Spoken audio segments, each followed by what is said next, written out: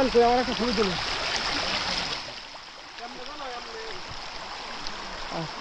একদম প্রচন্ড ঠান্ডা পানি।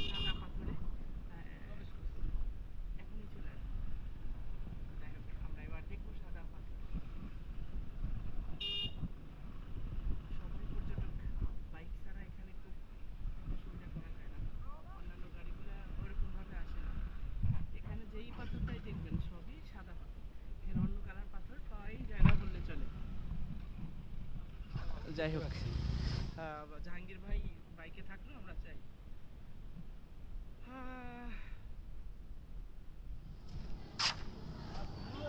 সৌন্দর্য যেন তার প্রচণ্ড মাখামাখি অবস্থায় আছে।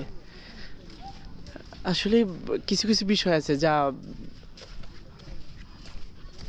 কাউকে অনুভূতি তো আর কাউকে শেয়ার করা যায় না, অর্থাৎ আপনি যদি না আসেন তাহলে হয়তো বুঝতে পারবেন না আসলে এটা কীরকম। কোনো বিশেষ সৌন্দর্য কাছ থেকে এসে দেখা লাগে, কোনো ছবি বা কোনো ইয়েতে কিছু করা যায় না, বোঝা যায় না। যাই হোক, ওরা তো যাচ্ছে। এই জায়গার সবই সাদা পাথর, সাদা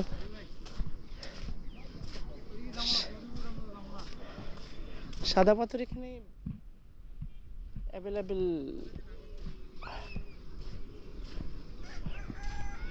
ওই যে দূরে ইয়ে দেখা যায়, ওটা হলো ইন্ডিয়ান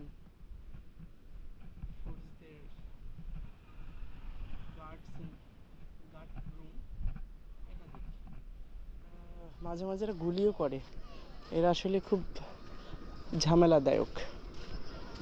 মানুষ মারছে নাকি পাখি মারছে বা কুকুর বিড়াল মারছে এটা তারা বুঝতে চায় না। আমরা নিজেদের সীমান্ত,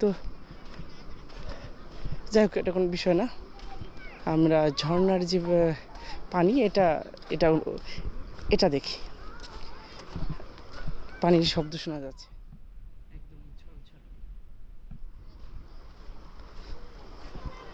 হয়তো বা শুনতে পাচ্ছেন।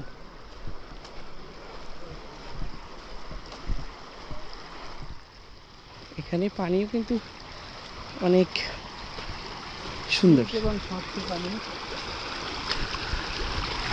কই ক্যামেরাম্যান কই, আমার একটা ছবি তুলো।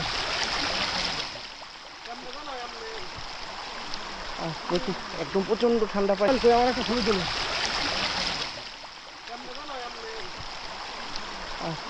একদম প্রচন্ড ঠান্ডা পানি, একটু খাই দেখি কিরকম লাগে। এখানে পানি অনেকেই খায়, অনেকেই খায় না, তবে আমি খাবো, কারণ এখানে পাথরের উপর দিয়ে সবগুলো পানি আসছে এবং পানিগুলো চলমান, যে কারণে কোনো পানিগুলো খারাপ হওয়ার কোনো কম থাকবে।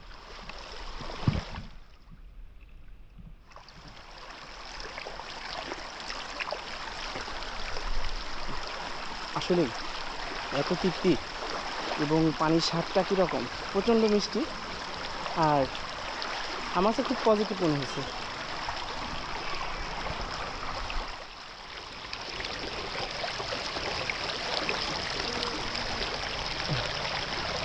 এখানে একাধিক পাহাড় থাকার কারণে ঝর্ণাগুলো বোঝা যায় না, বাট তার পানির স্রোতটা ঠিকই বোঝা যায়।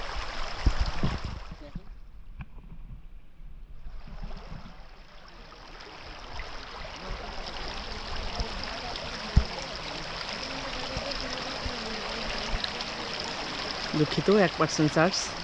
সাদা পাহাড়ের পর্ব এই পর্যায়ে এখানেই শেষ। ফের দেখা হবে অন্য কোথায়, অন্যভাবে, অন্য কোথাও।